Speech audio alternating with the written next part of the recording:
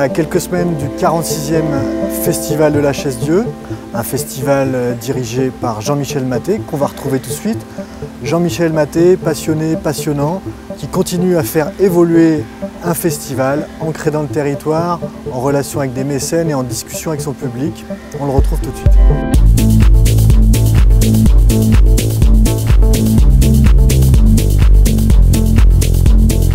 Jean-Michel, on est à quelques semaines du début du festival.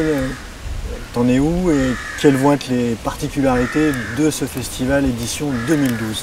Alors bon, en tant que directeur, je suis plutôt moi déjà à la tête dans 2013, très exactement. Là, je suis à fond dans la programmation 2013, plus quelques projets pédagogiques qu'on a cet hiver. Après, c'est vrai que le reste de l'équipe est vraiment focalisé sur la finalisation logistique, les programmes, la pub, les partenariats. Je fais quelques interviews et voilà, pour 2012, tout est lancé maintenant. La machine est lancée depuis quelques mois, la billetterie marche bien. Alors pour Et 2013, tu es dans la programmation. Dans la programmation, c'est vraiment les discussions, les plus gros projets se décident maintenant. Il faut avoir un peu moins d'un an d'avance, un peu plus d'un an d'avance pour arriver à ne pas rater les beaux projets, notamment des coproductions, des tournées, les petits programmes de musique de chambre, tout ça, ça se fait très rapidement, mais vraiment le symphonique, les oratorios, les grandes tournées internationales, là c'est maintenant qu'on négocie les prix et qu'on négocie, oui parce qu'on parle d'argent tout de suite, dès qu'on parle d'artistique, il y a des choses qui font vie et puis il faut parler d'économie très vite. Tu as parlé d'économie, donc la spécificité du festival c'est que 50% du budget à peu près c'est de la billetterie. Oui. 30% les subventions. Et 20% le mécénat. Et 20% de mécénat. C'est assez atypique, hein. C'est vrai qu'il y a une étude qui a été faite il y a 2 ans sur une cinquantaine de festivals en France. La moyenne c'est plutôt 55% de subventions. Et plus ils sont gros, plus ils sont subventionnés souvent. Donc on est vraiment plutôt en dessous de cette moyenne-là, avec 33%, avec en plus une grande répartition État, conseil régional, conseil départemental. Sur les festivals de musique classique, il y en a qui sont plus les festivals sont gros, si on prend des Montpellier, les Aix-en-Provence, Beaune ou le Roc d'Enterron, il y a des différences, hein, mais il y en a certains qui sont subventionnés jusqu'à plus de 80%.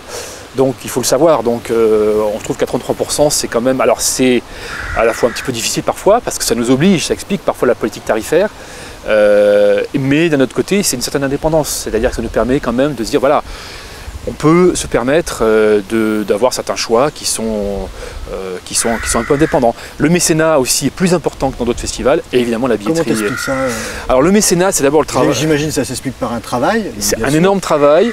Alors il y a 2 grandes différences. D'abord, c'est vrai que par rapport, par exemple, à des scènes nationales ou des orchestres permanents, c'est plus facile de faire du mécénat avec un événement ponctuel, comme un festival, plutôt qu'une saison continue.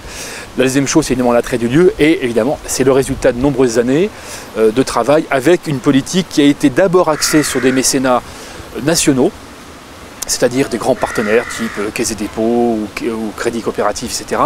Et puis, on essaie vraiment de développer énormément le mécénat local avec des PME. On a créé l'année dernière un cercle des partenaires locaux, et on préfère avoir 10 partenaires à 2 000 ou 3 000 euros qu'un partenaire à 30 000. Alors si on peut avoir les deux, c'est encore mieux. On continue à avoir des gros partenariats, on a de bons espoirs, je ne nommerai pas le nom, sur un grand groupe industriel auvergnat. C'est en discussion, j'espère que ça va déboucher, parce qu'on a besoin du mécénat pour nous aider à... Est-ce que c'est les mécènes qui sont très volontaristes en Auvergne, ou est-ce que c'est les subventions qui sont vraiment trop basses? C'est quoi qui fait que cette économie très particulière? C'est le résultat d'abord de l'histoire, hein, du festival, de tout ce qui s'est passé.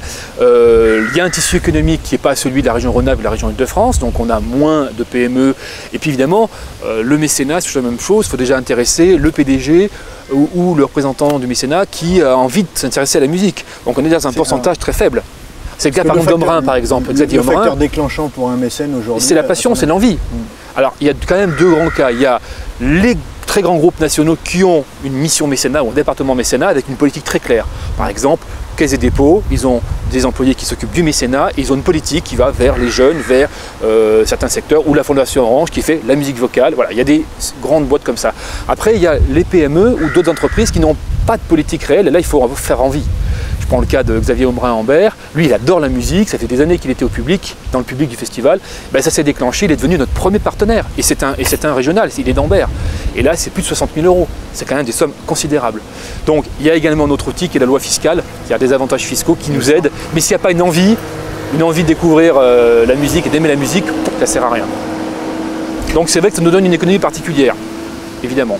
Et une autre spécificité intéressante du festival, c'est le travail que vous faites sur les publics. Moi, je me rappelle avoir été très frappé de savoir que depuis longtemps, vous avez pris l'habitude, tous les 2 ans, je crois, de faire une étude précise sur les publics, et ce qui est assez original, parce que souvent les politiques culturelles sont plutôt des politiques de l'offre, et on travaille moins le côté demande. Sur ce qui est du public, là, ça fait presque 25 ans qu'on a une étude tous les 2 ans.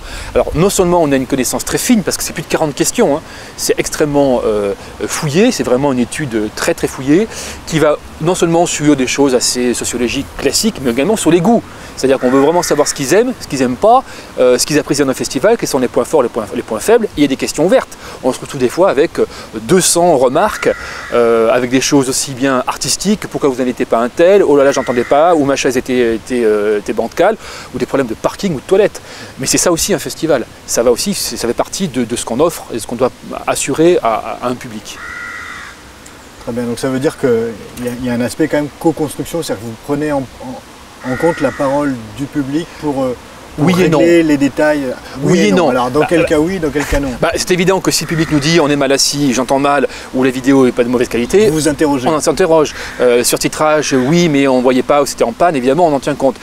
Mais si on dit ah je veux entendre que du Bach, du Mozart, je vais relativiser. Oui. Les notes par exemple d'appréciation de la musique contemporaine sont mauvaises. Oui. Bon, mais elles sont meilleures depuis qu'on en propose. Donc il faut savoir écouter et puis aussi des fois un petit peu forcer c'est ton rôle de directeur, tu dis. Mais bien sûr, si j'en dis aux gens, par exemple, le livre programme, il est trop cher, ok, mais non seulement on a changé le prix, mais on a complètement changé l'idée même, le concept. Sans parler des abonnements, des tarifs, il faut aller au-delà uniquement des attentes du public. Sinon, ça ne sert à rien d'avoir une équipe de professionnels pour gérer ça. Mais d'un autre côté, j'ai absolument aucun scrupule, et même j'ai une grande fierté, à proposer des grands tubes bien interprétés, parce qu'en Auvergne, même dans tout le Massif central, pour entendre une 9e de Beethoven ou un Requiem de Mozart de très grande qualité internationale, il n'y en a pas tant que ça quand même. Hein, je pense qu'on est pratiquement les seuls. Donc on l'assume. Ça veut dire un débat avec le public, un échange, et puis parfois un peu des frictions, non? Des frictions, non, parce que alors, il peut y avoir des réactions. C'est vrai que lorsqu'on fait des pièces contemporaines, parfois, on peut avoir des réactions d'indifférence. Des fois, pour certaines pièces, d'étonnement et vraiment d'adhésion. On vend tous les disques parce que c'était super. Plutôt sur des choses assez classiques, hein, du Arvo Pärt, des choses comme ça. Après, on a eu des réactions parfois très violentes, même sur des pièces de Messiaen des années 60. Donc, mais sur des pièces courtes, on dit bon, c'était dur, mais allez, c'était pas trop long. C'est quand même intéressant. Mais j'ai rarement un rejet. Ce que, en revanche, je n'entends plus, et heureusement, et c'était très rare, mais ça peut arriver, c'est des gens qui ressortent en disant c'était pas bon. Ça, je peux pas me le permettre. Aucun festival de ce niveau-là, avec les places qu'on pratique, peut se dire allez, cet ensemble je ne connais pas trop, ça sera bien, on verra bien. Non, je dois absolument garantir une qualité irréprochable sur les concerts et sur la qualité artistique. Il y a combien de festivals homologues entre guillemets en France? Alors c'est très difficile de comparer parce que on peut comparer à, je dirais, budget, ou à thématique. En tout cas, à ce niveau de budget, ce nombre de concerts, il y en a quand même 4-5, pas beaucoup plus. Même si je compare par exemple avec Ambronay, on nous compare souvent avec eux, pardon, ils sont plutôt à une vingtaine de concerts.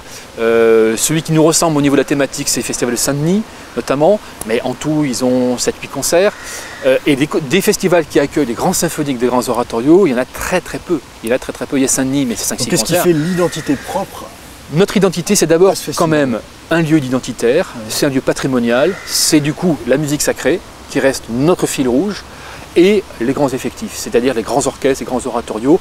On vient d'abord à la Chaise-Dieu pour l'abbatiale et pour entendre un Requiem de Mozart ou une Neuvaine de Beethoven. Il y a un tout, il y a la musique, mais il y a aussi le patrimoine. C'est évident. D'ailleurs, on a certains de nos concerts qui sont dans le cadre de tournée. Pas dans le hors-sol. Non, c'est évidemment, c'est tout à fait une identité très forte. Le même programme proposé 3 jours après dans une salle de concert quelconque marchera beaucoup moins bien parce que le public vient à la Chaise-Dieu parce qu'il y a ce lieu extraordinaire. Même le fait d'être loin, c'est un handicap, mais c'est un atout. On ne va pas à la Chaise-Dieu par hasard, il y a un côté pèlerinage, même si on n'est pas croyant. C'est-à-dire que voilà, on prépare la Chaise-Dieu, on prépare son programme, on y va, et on fait un effort, on se prépare à y aller. C'est pas un concert qu'on improvise comme ça en fin de journée scientifique. Super. Pourquoi pas? Change rien. On n'arrête plus, hein? On n'arrête plus.